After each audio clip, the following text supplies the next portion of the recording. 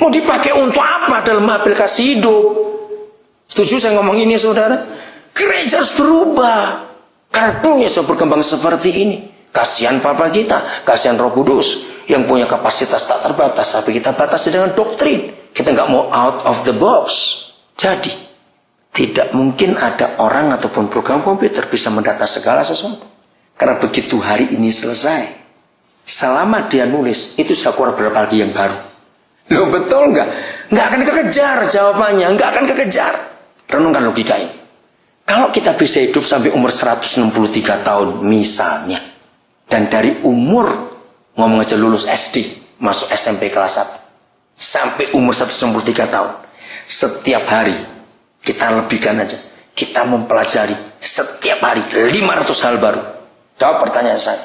Sampai kita umur 163 tahun, dari kelas 1 SMP, setiap hari 500 hal baru.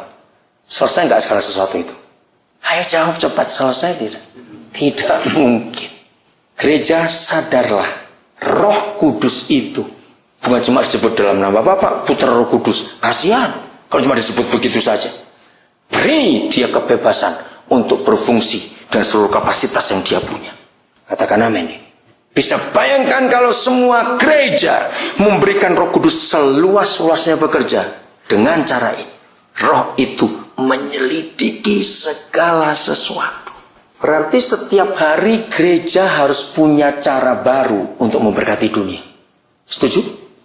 Pasti. Karena 500 hal baru saja kita pelajari setiap hari sampai 193 tahun umur kita pun gak selesai. Betapa kasihan Roh Kudus. Maka itu kenapa gereja makin ribut terus. Orang yang jenuh itu pasti buat masalah. Katakan dia atau tidak. Loh, cepat jawab. Mengapa orang bisa jenuh?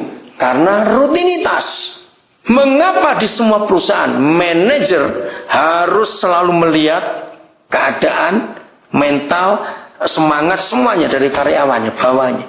Karena kalau tidak, akan salah dia kerja. Karena bosan. Harus pindah, harus dirotasi, harus dimutasi, harus begitu. Ya atau tidak? Nggak boleh satu bagian terus menerus. Jenuh, saudara. Orang jenuh itu pasti lelah. Orang lelah itu pasti cepat marah. Dan orang cepat marah pasti merusak. Dan itu gereja. Kenapa banyak pendeta stres? Karena bertahun-tahun cuma itu yang dikerjakan. Kasihan.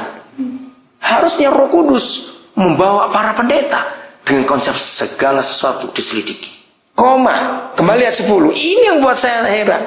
Dalam tata bahasa, bahasa apapun juga, kalau sudah ada kata segala sesuatu, itu harusnya titik, bukan koma. Koma, kata apa? Bukan kalimat, kata. Nah, stop. Bahkan. Dalam tata bahasa, bahasa apa saja, kalau sudah ada segala sesuatu, harusnya titik. Tapi kenapa ada kata bahkan? Loh, apalagi ini? Ayo renungkan ini. Apalagi ini? Yang segala sesuatu saja, hah? Masih begitu? Ini ada bahkan. Bayangkan, ada lagi, ditambahi lagi. Bahkan roh itu menyelidiki. Apa saja? Hal-hal yang apa? Tersembunyi dalam diri Bapa kita. Jadi segala sesuatu itu yang ada di alam semesta. Bedakan. Segala sesuatu yang untuk planet bumi saja, itu bukunya perlu berapa juta halaman. Lalu segala sesuatu yang di luar planet bumi, yang namanya gugusan Bima Sakti, itu perlu berapa juta halaman lagi. Lalu keluar dari galaksi kita, sudah nggak tahu lah. Loh, masih ada bahkan. Maka itu orang Kristen nggak boleh loyo. Saya ini semangat terus tiap hari. Karena saya tahu besok ada yang baru lagi. Apa ini saya nantikan itu? Wah, saya semangat terus untuk hidup. Maka itu kalau orang kumpul saya, maka nggak akan pernah mereka ngenerat. Saya ini keliling terus. Sudah kemarin saya masih di Timika. Besok saya akan ke Denpasar. Rabu saya akan ke Malang. Kamis saya akan ke Madiun. Jumat saya retreat dengan para dokter di Trawas, Jawa Timur. Sabtu malam saya pulang ke Nabire. Minggu tiba. Saya sibuk di sana dengan urusan sekolah karena kami punya banyak sekolah di Nabire. Lalu tanggal 26 saya ke Biak. 27 saya ke Jakarta lagi. 28 saya ada pelayanan di Jakarta. 28 malam saya balik ke Biak. Karena 29 dari pernikahan. 30 saya balik lagi ke Jakarta. Karena tanggal 1 ada retreat, lebaran. Sampai tanggal 5. Tanggal 5 malam saya pulang. Langsung ke Nabire lagi. Tanggal 9 saya ke Jayapura. Sampai tanggal 12. Ya, tanggal 13 saya ke Palu. 13 saya ke Palu. Ya, tanggal 15 saya kembali ke Jakarta. 16 saya ke Amerika.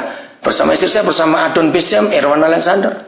Tanggal 3 saya pulang ke Singapura. Tanggal 4, tanggal 5 tiba langsung ke Sydney. Tanggal 7 pagi tiba langsung ke New Zealand. Bayangkan, saya itu mobile terus. Kenapa? Iya, itu cara saya hidup. Saya itu dari muda keliling terus seperti ini. Maka itu suatu orang heran. Pernah gak sih kamu tuh lupa begitu bangun kamu tuh di mana? Ngawur aja kamu kira aku pikun sudah. Saya bilang begitu. Karena mereka heran ya saya bergerak seperti itu. Saya ini begini sejak tahun 81, saudara. Saya pertama kali keluar tahun 81, tanggal 27 Juli 81. Itu pas hari pernikahannya Pangeran Charles dengan Princess Diana.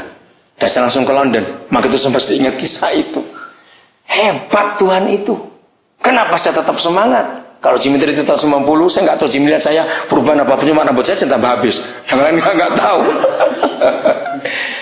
Kenapa saya semangat? Karena ayat ini. Saudara, secara kejiwaan, psikologi berkata, kalau setiap hari kita surprise, adrenalin kita itu positif. Dan itu membuat kita semangat terus untuk hidup. Karena ada hal baru yang mata nggak pernah lihat. Maka itu yang lama saya sudah tinggalkan. Untuk apa saya pertahankan yang lama? Kalau tiap hari ada yang pastikan yang baru, ngapain saya pegang yang lama? Betul? Hebat sekali. Siapa yang hari ini mau dikasih handphone Nokia 3315 gratis? Sudah jadi ganjal pintu itu. Walaupun masih bisa dipakai telepon dan SMS loh itu. Gak ada yang mau.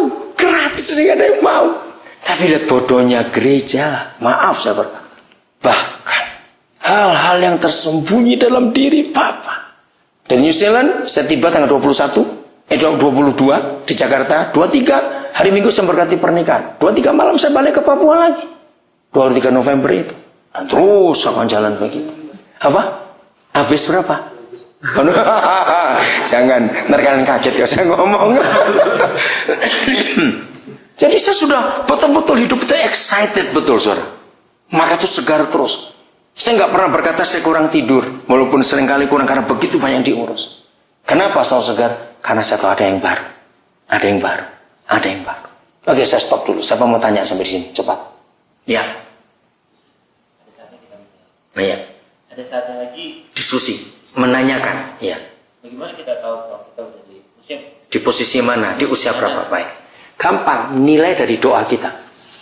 Kalau sampai hari ini isi doa kita cuma minta, Tuhan aku perlu jodoh Tuhan, aku perlu uang Tuhan, nenekku sakit Tuhan, ini begini Tuhan. Nah itu masih anak-anak. Gampang, isi doa. Isi doa. Karena itu hati kita. Maksudnya dari perspektif yang saya nggak tahu nih gimana kita gitu. Anak-anak, ya. Gampang. Tinggalkan yang lama. Keluar dari out of the box itu. Supaya kita tahu yang baru. Nah, kita terlalu kaku dengan apa yang kita sudah lakukan bertahun-tahun. Lihat Freeport saja. Saya percaya nggak ketika mereka mulai tahun 70-an itu, alat-alat mereka itu canggih. Karena yang paling besar. Tahun 80-an nggak akan dipakai alat-alat itu. Akhir 2000-an sekarang, so lebih gila lagi. Nah, tinggalkan yang lama. Cara yang paling gampang lagi, jadilah anak. Konsep kita ini soal anak tadi itu. Selama ini kita tidak jadi anak, tapi kita jadi orang Kristen. Itu beda. Apa bedanya jadi anak dan jadi orang Kristen? Beda. Kalau kita jadi orang Kristen, itu cuma mempelajari agama Kristen.